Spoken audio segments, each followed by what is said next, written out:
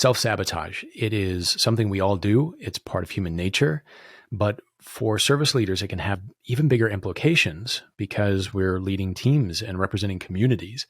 So if you're finding that self-sabotaging behaviors are disrupting your productivity or stopping you from accomplishing your mission in the way that you want to, this episode is for you.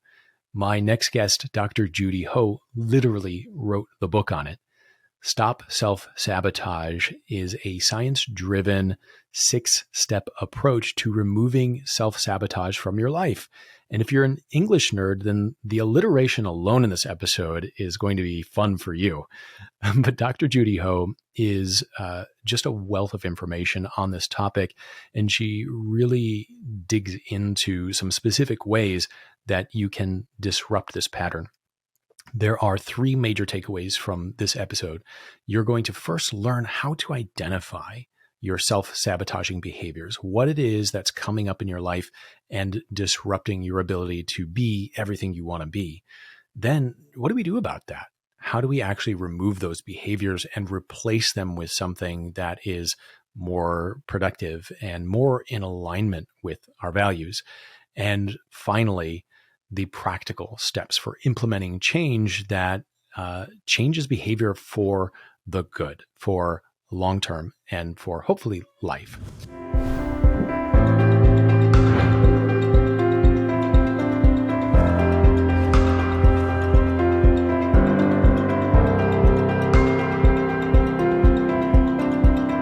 So Dr. Judy Ho has so many numbers and letters after her name that I'm not going to try to get them all here. The acronyms are just, they're too long to cover. So I'm going to leave them in the show notes, but she's a triple board certified and licensed clinical and forensic neuropsychologist, a tenured associate professor at Pepperdine University, and published author penning Stop Self-Sabotage. And I'll give it to you straightish, what your teen wants you to know. She's a researcher. She works with patients, she teaches, and she's just a fantastic human being, very generous with her time. Please welcome my next guest, Dr. Judy Ho. Well, hi, Dr. Judy. Welcome to Passion and Profits. Hi, Jake. So great to be with you. And thank you so much for having me on your podcast. Yeah, my pleasure. It's great to see you again. You have been, very generous to the community at Five Bridges in sharing some workshops and giving your perspectives and advice to them in the past. So I appreciate you coming here to Passion and Profits to share some additional information. Oh, I'm so happy to, and really excited about the topic today. So I think this topic is so timely, coming out of the pandemic and quarantine and reintegrating into life and work and trying to find balance. I know that I have struggled a lot with self-sabotage. Why do we do it? We know better. Why do we self-sabotage? Well, Jake, it's something that we all do, and it's a universal phenomenon for all human beings. And the reason goes back to our biology and our evolutionary roots. So all human beings have 2 primary drives. It's to attain rewards and to avoid threat. That's how we survive as individuals and as species. But sometimes for various reasons, whether it's personality, experiences, past failures, and we can get into all of those types of common reasons why this switch gets triggered. A switch gets turned on where we start to avoid threat much more than we're thinking about attaining rewards. So when those things are in balance, everything's going well. But when we start to think a lot more about avoiding threat, that's when the Stop Self-Sabotage issue comes up, which is why I wrote the book, Stop Self-Sabotage. Self-sabotage becomes an issue when we start to think more about avoiding threat. And nowadays, threat isn't running away from the saber-toothed tiger. Nowadays, threat is emotional and psychological threat. Like, what if people won't like my ideas? What if I apply for this job and I don't get it? What if I ask this person out and they say no? What if I move across country for this new opportunity and it doesn't work out? And the funny thing is the fight or flight system gets triggered no matter it's a emotional threat or a physical threat. So our brains and our bodies respond in the exact same way. So when we start to think about avoiding threat more, that's when we start self-sabotaging. That makes so much sense that in this time when we've all felt threatened for various reasons, that might be on overdrive for people. Absolutely. We are still essentially in the pandemic, although we're kind of in a new era of the pandemic, kind of thinking about this as somewhat of a phenomenon of here to stay. So how are we going to manage our lives? But in general, we have also the biological and the physical threat hanging over us to some degree, on top of all of the emotional and psychological threats that we have to navigate. So right now we're kind of getting a double whammy. Yeah, absolutely. Well, and you talk about that emotional aspect of it. And, that's something that, I've been speaking about a lot lately with Five Bridges in our clarity sessions, is that there's a significant loss that's come out of the pandemic in a way of life, that we have to reconcile the fact that, like, that's not how things are anymore. To your point, we're still existing in that space, and what do we do? How do we move forward and live? And there's a sense of mourning that comes with the loss of the way that life used to be.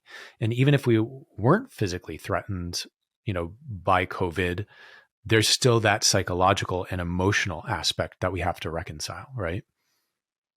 You're absolutely right. And I think that feeling of loss and processing grief is so inherent in all of our experiences right now. We're all doing it in different ways. Yeah. And people are really going through all of the different feelings that brings up. And I don't think grief is a linear model, although Kluber-Ross had a great model, this sort of stepwise model, and I think it made a lot of sense. Yeah. I think that you kind of go through cycles and stages. So you might be in denial one day and acceptance another, and then back to denial, Yep. or then anger comes up, so it can really morph at various times, and sometimes in a surprising way. And I think that's what we get caught up with too, when we can't completely predict what's going on in our environment or even in our own emotional and thought state. It can wreak a little bit of havoc, makes us feel a little bit out of Yeah. control. And I think those stressful times is also one of the most risky times for self-sabotage. Absolutely. And yeah, and that control factor, I think, is inherent, right? We want to control our environment. We want to control ourselves, our minds, our bodies. And when there's that lack of control, then, it leads to that dissonance that's like really hard to get over. So we know what the issue is. We know that we're all, self-sabotaging. I would imagine then that if we're all doing it, we should be able to remove the guilt around it, right? Like we don't have to beat ourselves up about that if we're all doing that, if it's part of human nature.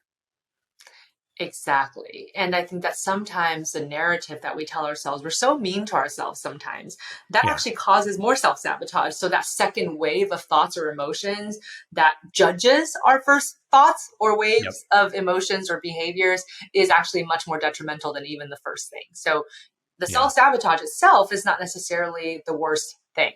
It's what we think about our self sabotage that Yep. leads us then to more self sabotage in the future. And so this is why it's really important to think about really helpful ways to start turning this around and nipping this phenomenon in the bud so that you can move forward, but not being mean to yourself for the fact that you did it anyway, because like we said, it's a universal phenomenon and we all do it sometimes. Yeah. No, I think that's really important to an important reminder that we need to be kind to ourselves, and adding shame on to the pile is not helpful. In fact, it's even more harmful. Exactly. Shame is such a powerful emotion and it can cripple us or cause us again to self sabotage or even to lash out at people who are trying to reach Mm, out to us and trying to care for us. And so, really making sure that shame isn't part of the cycle and empowering yourself with the techniques to move forward. Yeah. Well, so if you listening out there have been self-sabotaging, please take it easy on yourself. Give yourself a break. It's okay. We all do it. But now that we are aware that we're self-sabotaging and we know, hey, everyone does it. It's okay. We don't need to have shame or guilt around it. We still want to do something about it, right? We still want to stop self-sabotage. You have a 6-step model that helps people in a very tangible way actually do that. Can you share what those 6 steps are? Absolutely. Well, the first thing is think about what your underlying drivers for self-sabotage is. So this is kind of pre-step 1.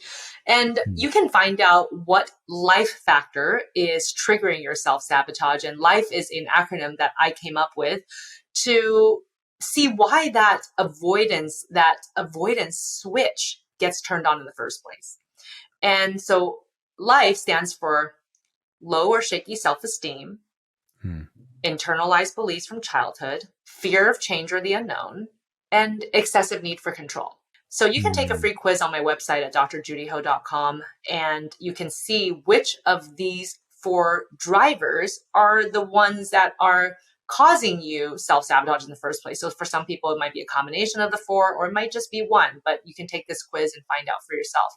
Then step 1 is really understanding your thought process. So step 1 is identifying your self-sabotage triggers. Now, all of us have different thought patterns that happen when we're stressed. And some of those thought patterns aren't very helpful. So it's really helpful to understand then what are the thought patterns that are holding you back that then lead you down this behavioral path of self-sabotage. So there are 6 primary thought triggers, and some of the common ones are black and white thinking, where you don't see the grays and everything's either all good or all bad.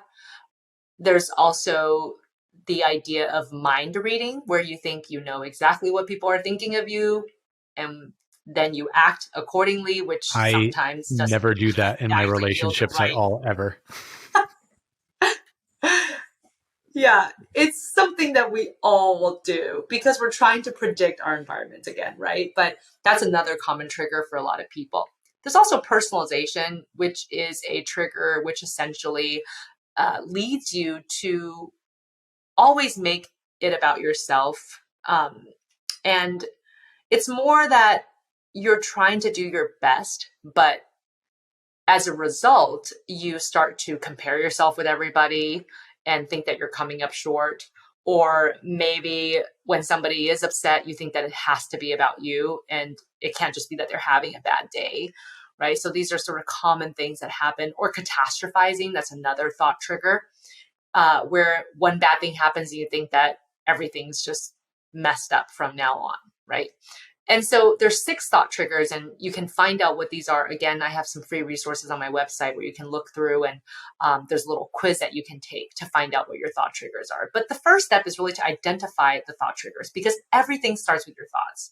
Thoughts then lead to feelings and actions. So Hmm. if you can just rewind the tape of your life a little bit and say, what was I thinking just before I did this self-sabotaging thing, or just before I experienced this negative emotion, right? Right. That's going to set you up to know what to intervene on. Gotcha. So those triggers are really, and it's funny because as you're going through them, I'm like, oh, I do that. Oh, I do that. I do that too. Um, and I think I always equate it to like, oh, that's trauma brain, right? That's a script that I learned when I was a kid, when I experienced, early childhood trauma. And that's just how my brain works. But the way that you're describing it, like that's not exclusive to just someone with trauma brain. That like all people do that. All people do that. And I think it's because when we are stressed, we really try to boil things down to the basics, and Hmm. we maybe take too many shortcuts. So these thought triggers can be essentially shortcuts in your brain. It's sort of like when something stressful happens, you have like an old way of thinking, And instead of actually looking at the situation and maybe going through the complex process of considering all the factors, when you're stressed, your brain is trying to economize. It's trying to say, what's the easiest way out of this situation? But sometimes those shortcuts are actually self-sabotaging, as opposed to Mhm. really taking into account all of the nuances that need to be taken into account, especially during a crisis moment. But it's just the way that our brains work, because it's trying to save energy, it's trying to save time, especially when you're already overwhelmed with so many feelings and Right. stressful situations. Yeah. Okay. So that's really helpful to just know, like, hey, your brain's actually trying to economize here, is trying to shortcut. So what it's doing is actually smart. The result of it is not helpful, but your brain's not necessarily broken just because it's trying to do this. Exactly. Your brain is actually trying to help you. And so sometimes it's Mm. also very important to remind yourself to be kind to your brain, right? Your brain is Yeah. not messed up. Your brain is not wrong. It's just trying to be protective of you. But, sometimes those protective mechanisms go awry. It's like anybody who cares about you in your life, whether it's caring parents or a caring family member of any Yeah. kind, sometimes they're overprotective of you and you're like, okay, back off, I got it. It's kind of like that. Your brain is overprotective and sometimes it takes some missteps. That is a great comparison. I like that. I appreciate that. And by the way, folks, we'll drop a link in the show notes to both of those resources that Dr. Judy's talked about for those self-assessments and tools. So don't worry about that. We'll make sure you get those. All right. So we've talked about the pre-assessment. We've talked about triggers. Now, what do we do next? What's next in this 6-step process? So, step 2, once you've identified your thought triggers, is to learn to deactivate your triggers and reset the emotional thermostat. So, Hmm. there's a couple of different ways once you've realized which negative thoughts are getting in your way in terms of how to work with them. And you can first start to question your thoughts, because not all thoughts are reality, even though we might think that, right? Right. So, it's important to learn some techniques to start questioning your thinking. And one of my favorites is evidence for and evidence against. So essentially, you literally Hmm. write down the negative thought on top of a page, and then you draw a line down the middle of the page. And then on one side, you write evidence for this thought, and on the other side, you write evidence against this thought. And when we say evidence, we don't mean just more thoughts. We mean actual things that people can observe. Like, it's not just you who's thinking it. It's that if you tell somebody about it, somebody can say, oh yeah, I saw you do this, or I saw this happen, right? It has to be something Yeah. that can be observable by somebody other than you. So an example Yeah. of this might be if you have a negative thought of, I'm never getting promoted, the evidence for would be, well, I haven't gotten promoted yet, and I've been at the same job for 3 years. So that's evidence for this negative thought. But evidence against it is, I've gotten 2 really awesome performance reviews in this last year. So that tells me that I'm headed somewhere, right? And it's really important to do that, because most of the times you will find that there's definitely something in both columns, even though when we first have the thought, it just feels like it's completely and unequivocally true. The Absolutely. second way to deactivate your trigger is to then create a new balanced thought. Okay. And a new balanced thought means that you're taking into account both of those things. And so uh, I love the yes, but technique, which is yes, fill in the blank and recognize something that isn't going well right now that would speak to your Hmm. negative thought, but recognize something that is going well, or something that's in process, that is about your attempt or your try at making it better, right? So yes, I haven't been promoted yet, but I have a great relationship with my supervisor, and I think we're headed in the right direction, right? So recognizing both sides of the situation is a super important part of deactivating your triggers. The last one that I really like is about changing your relationship to that thought. So sometimes you have a negative thought and it's just hard to get it to unstick from your brain. But that doesn't mean that you have to let it linger all day long and affect your feelings and your actions. So one thing I love to do is this technique called labeling. So Hmm. sometimes we have a negative thought and it feels like it is true or it's going to come true. But if you just add this little tiny clause in front of it, it changes the way you deal with the thought. And that Okay. little tiny sentence is, I'm having the thought that. Hmm. So let's say you have a negative thought like, I'm never going to be able to start my own business. That feels like it's true, and it'll probably stop you from doing things to start your own business. But if you just add this little clause, I'm having the thought that I'm never going to be able to start my own business. You can see how it distances you from the thought. And also you're checking that thought. Like, this is not true. I'm just having the thought. Yeah. I'm the agent who is having this thought. Yeah. This thought is not having me, and this thought is not me. It's essentially a mental event that has happened, and it does not have to mean that this is reality. That really reminds me of some subconscious work that I've been doing, and some reprogramming, in the theta state, and using those indicators, and the way that we share language with ourselves. Universally true statements are universally true. If we don't make them subjective, we don't make them about us, then it's still true, and our subconscious will cling to that and hold that truth, right? And it sounds like this checking, gives you that same opportunity to say, to create that distance, and to say, hey, I don't have to be this thought. This doesn't have to be unequivocally true. I am having this thought. I love that. Exactly. And a really important piece of this is also making sure to manage your emotions. So resetting the emotional thermostat is really understanding that all negative emotions are not bad. They're adaptive. They're telling you something, and to not be afraid of them. And so in my book, I go over a lot of different strategies on how to deal with negative emotions in a way that accepts them, and doesn't necessarily rush to change the quality of the emotion. Because the funny thing is, if you wrestle with it and try to change it, it actually sticks around a lot more than if you just accept it and say, you know what, it's like waves in the ocean, and it's going to come and it's going to leave. And it actually does end up leaving so much sooner. It's also important that you do create essentially like a positive bank for positive emotions, so that it's a way to combat your negative emotions when they come up. So in my book, I talk about different positive and pleasant activities that you can do that take under 2 minutes sometimes, just so that you can build up that positive emotional bank. And that way, when you have a negative day in terms of your emotions, you have a lot more resilience to deal with it also. I love that.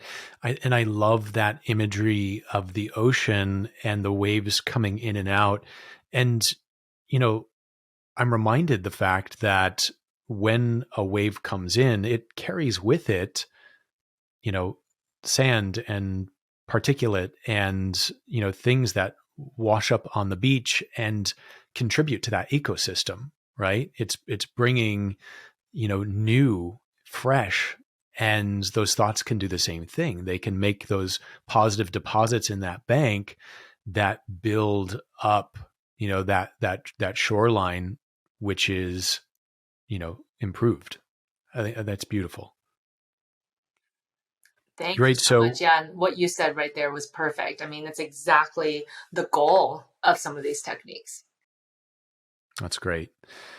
So we've identified our triggers.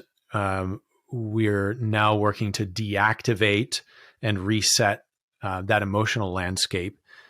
The third thing that we do in this next step, what's that? Is release the rut. And this is all about the basic ABCs, but the ABCs are not the alphabet. It's actually antecedents, behaviors, and consequences. So there's always something that precedes the self-sabotaging behavior, and then it leads to a certain consequence. So it's really important for you to understand what is that sequence, because sometimes the consequence could actually lead you to self-sabotage again in the first place. And the reason why this can happen is because sometimes that consequence of the self-sabotaging behavior is that it allows a tiny bit of emotional valve release. So one good example of this might be if you have a little bit of social anxiety, and you make a plan to go to a new to a new setting, maybe a party where you really don't know many people. So you make this plan, you're pretty anxious about it, and that antecedent could be that lead up. Sometimes we have that anticipatory anxiety. So we start rehearsing catastrophic situations that could come up. Like you go to this Never party done and that. no one talks to you, right? Never done that. So then the self-sabotaging behavior might be that you call the host and you fake a stomach illness and you say, I'm sorry, I can't come to the party today, right? The minute that you do that, you actually feel this sense of relief. That consequence, the immediate consequence of that self-sabotaging behavior is you feel calm. You feel calmer. Now you don't have to be anxious about this party, right? Right. But that But reinforces. the more long-term consequences are that you're going to feel maybe ashamed. And also, you might be more likely to do this again in the future. Yeah. Because it gave you that 5-10 minutes, 1 hour relief from all of that anticipatory anxiety, right? This is kind of how phobias develop. And it's just one example of when you identify the ABCs, really being able to see that pattern that leads you back into that self-sabotage. Yeah. I love that. This is fascinating because you see it play out in real time. And the game that I like to play is that what if, like, what's the worst case scenario that could happen here? If I go and let's play that out, what's the worst case scenario? And how does that stack up against my experience around being in these situations, flying on a plane, these other, things that create anxiety? And it's like that AB column, the evidence doesn't support this. And in fact, most times when I do follow through and engage in that social activity, I actually have a good time. And I know that I can leave at any time, right? And trying to avoid that moment, that momentary gratification of releasing that anticipatory anxiety is really tough, really tough. So how do we do that in a more sustainable way? How do we have that release that leads to longer term, more beneficial behaviors over time? Well, this brings us to step 4, which is replacement, not repetition. So how do we do this? Well, once we've identified our basic ABCs, what's keeping us in this self-sabotage loop, we can address this in a couple of different ways. And one of them is to actually set up your antecedents, the triggers that lead you into the self-sabotaging behavior, in a way that might not lead into it as much. So one example of this would be, let's say you're somebody who is developing your own business kind of as a side hustle right now. You've got your 9-to-5 job, but then you're trying to develop your own business on the side. And one of the things that leads you to self-sabotage making more progress is that you leave developing your side hustle to late at night when you're already tired from your 9-to-5 job. And when you've already had a big dinner and you're just exhausted, so you just keep not making progress, right? One of the things is to try to change the environment before even the behavior. So does that mean that, for example, you're going to start working on your side hustle 30 minutes a day in the morning and you get up 30 minutes earlier? Yep. That could be a way that would lead you into less incidences of self-sabotage because you're sharp in the morning, you're awake, and you're going to do this first before you get tired doing other things, right? That's one way to change it, is just think about the antecedents, those things leading to the self-sabotage behavior, just changing those environmental forces in the first place. But the second thing is to essentially do the behavior that you actually want to do as opposed to the self-sabotaging behavior, and then see what happens with the consequence. So actually, the example that you just gave, Jake, was perfect. It's like, if you have any kind of social anxiety about networking, going to a party, when you know that it's actually going to be good for your business or good for your social life, just forcing yourself to go and then actually evaluating what happens afterwards. And it's really important that you actually evaluate it, because otherwise your brain is just going to skirt past that and think the way it has always thought. So it's actually important to either tell somebody about how that actually went or write it down in your journal. Like, I went to this networking party. My first thought was that it was going to go terribly and I was not going to find anyone to talk to. But instead, I've talked to 3 people who I really connected with, and we exchanged phone numbers. And I think that it's going to be a great business connection, right? You need to Hmm. actually make that explicit, because then you remember this new consequence. And the next time, that's going to prime you to be able to take these non-self-sabotaging behaviors with Right. much more frequency and success. I love that. You are describing one of my favorite things, which is self-experimentation, and, going through that process of, guessing and checking and then reinforcing that positive behavior. I love that. Um, so when we replace instead of repeating, then there's an opportunity to rewrite those scripts and reprogram the brain for the behavior that we actually want to have.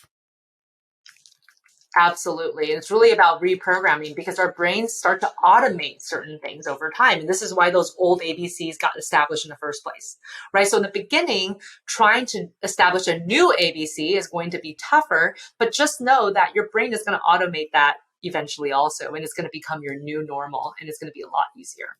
Yeah. Yeah. And to the point of, the mornings, that's something that, uh, that would be exactly the way that I would hack that, situation is, hey, let's do this in the morning. Let's get up 30 minutes earlier. And the funny thing is looking back, I was not a morning person, throughout my 20s. And I progressively got up, 15 minutes earlier, day by day by day, until, I became a 5 a.m.er.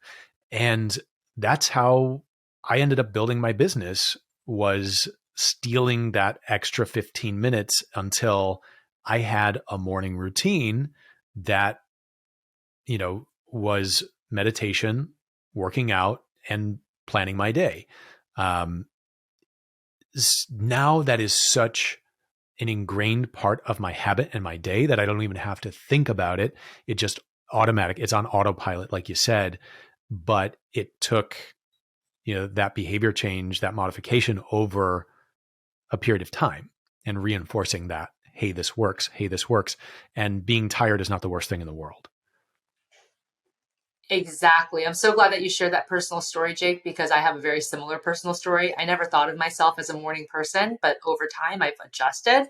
I'm totally a 5 a.m.er like you too. And I've gotten some of my best work done in the morning, and also having a morning routine that makes me feel ready for the day, no matter what the challenges are. Yep, absolutely. That's when the direct downloads come for me, is in that early morning hour. Nice. Okay. So we've replaced instead of repeated. What's step 5? Step 5 is a value a day keeps self-sabotage away. So obviously, we're talking about some hard work. We're going to have to replace some old ABCs that were ingrained over time that have some inherent reward to them. That's why we do them, right? Because it gives you that emotional valve escape, as we've been discussing. But how do we persevere? How do we keep motivated? How do we have that willpower when things get tough? Well, it's Yeah. important not only to be committed to your goal, but it's actually more important than anything that your goals are seeped in your most important values. Now, values can't Mm. be checked off like goals. It's not like once you run a marathon, you just check it off the list. Values are ways in which you want your life to reflect who you are on the inside. It's how you want to be remembered, how you want to be talked about when you're not in the room. And you can't check values off. You can only decide to move with them or move against them, right? And so common values could be things like spirituality, community, knowledge. Uh, those are just a couple of values, but there's a lot of other values. There's thousands and thousands of values. And even if Jake and I both have the same value as one of our top values, let's say integrity, we will choose to live those out differently in our day because of our different activities and our different professions and what it is that we're doing on a given day, right? So everybody's values are totally personal to them. But what's Yeah. really important is that your goals are linked to your top values, because then when the going gets tough, you're going to keep going, because you're going to remember that it is important for you to keep moving with your values. Anything that is worth anything in this world is going to have both positives and negatives. But if you Yeah. think about the value behind them, you're going to keep going, right? So starting a new business, going back to school and getting a degree, getting married, having children, all of those things have such excitement to them and such positivity, but also trepidation and nervousness and all other kinds of negative emotions. And if we were Right. so caught up in the negative emotions, we'd never be able to persevere and do those things that are so meaningful to us as Yeah, human beings. absolutely. I love that. That's such a great perspective. And I actually drew an arrow from goals to values, and those two have to be linked together. That's really great. I actually with my therapist, I did recently did a value sort and went through the process of identifying values. So we started off with a sheet of paper that had, like you said, hundreds of different values on it. And I had to go through the process of, slimming that down to my top values. And it was incredibly difficult, the process, but it was so clarifying. And what it's done for me personally and professionally has been really fantastic. And there are some great tools out there for value sorts. That you can find if that's something that would be helpful for you. Yes, I actually have a values card sort on Of my course you do. website. Again, it's free for download. So I know that we're going to put the link there.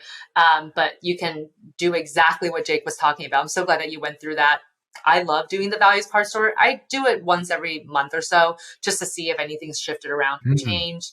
And it's also a great way just to remember what your top 3 or 5 values are. And then just, even at the end of the day, being using that as part of your reflection process. Okay, like let me think about yeah, my top 3 values. Did I make contact with all of them today? And if not, how can I recommit to them in the next day? What can I do tomorrow to make sure that this value of knowledge or spirituality or community or integrity is being right. met in some way? I find that to be a really helpful part of essentially my daily reflection process that I try to do. I appreciate that, and thank you for the reminder that that's not a static thing, that it's something to revisit and actually go through, because we're ever changing and evolving. So of course we need to check in with it. And actually, if you all want a top tip for this, do a value sort yourself. Ask your partner, and this can be your life partner, romantic partner, or business partner, to do a value sort as well, and see where they overlap or how they're different. It's a great approach to understanding, communication needs, wants, love languages. It's a great conversation starter.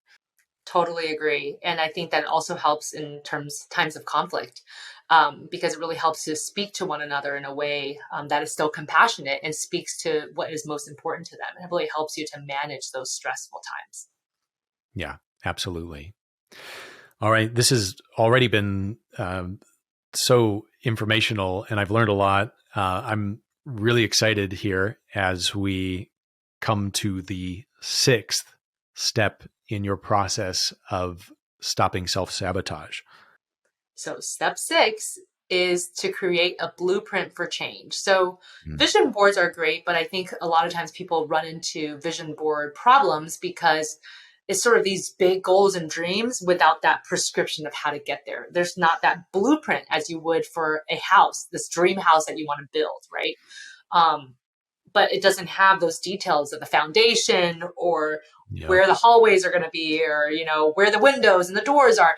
And it's kind of like this when we're thinking about visualization tools and how to make them most effective for you. So visualization is very important. You do need a visual reminder of all of the things that we've been talking about, but it's important that in that visual reminder there's also the specific steps so that you Mm, actually know how to go about this in yeah. order to reach those goals. So again, in my book, I go over essentially a template for how to put together everything that we've already talked about, but all on one page. And it's downloadable again for free on my website. So you can go and look at that template there. But essentially, it's kind of like gathering all the knowledge that you've gained from those prior 5 steps, making it personal to you, putting it on this one page that has everything all together, and putting it in a place in your house where you can see this daily.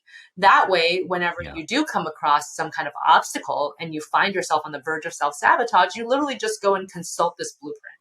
and it'll have I love everything that. that you need on there to avoid the self-sabotage. And if you've already self-sabotage, how to get back on track. Yeah, that's fantastic. You have to have the actionable steps. The the theory of it, it's important. It's important to go through that process, but to really disrupt behavior, to reprogram, you have to have the action that follows that, right? Yes, absolutely. And I think it's really important that it's top of mind. Um, you go through the steps, you've done all the techniques, but if you don't rehearse it, if you don't make contact with it on a daily basis, then it's not really going to work, right? So it's important that you keep working these steps. And this step 6, this visualization tool, is a great way to do that. I love that. Dr. Judy, what is your final nugget of wisdom for our listeners out there? Well, my final nugget of wisdom is that no matter what you've been through, and no matter what failures or mistakes you think you've made, it's never too late to make the change that you need to have the life that you want. Doesn't matter if you're 20, 50, or 80, our brains are capable of change at any time. That neuroplasticity is so awesome. And really believe in yourself. This is all that it takes for you to start to envision a better life, is to believe in yourself, work these steps, learn techniques. And once you start to see some of these changes, your brain's going to recognize that, and other changes will come a lot easier to you too. I love that. Dr. Judy Ho is the author of Stop Self-Sabotage, 6 Steps to Unlock Your True Motivation, Harness Your Willpower, and Get Out of Your Own Way. This has been a high-level overview of her 6-step system. The book goes into much more depth, and there's a ton of free resources on her site. We'll link everything here. Dr. Judy, thank you so much for your time. I really appreciate it and your knowledge very much. Oh, thank you, Jake. Always great to be with you, and thanks for all you do. My pleasure. Take care. You too. My biggest takeaway from this episode is that we have to tie our goals to our values. But if we don't know our values, if we haven't gone through the process of identifying those values, going through a value sort, then our goals are meaningless. And there's nothing anchoring us to this idea of why we're doing what we're doing, or better yet, why we are disrupting this self-sabotage. It all starts with values and grows from there. Fantastic takeaway. I learned a ton from Dr. Judy. I'm sure you did too. I would really appreciate it if you could just take a few seconds, share this episode with a coworker, a colleague, a mentor, anyone who you think might find the information valuable. I would really appreciate it. Thanks so much for being here. Until next time, be well.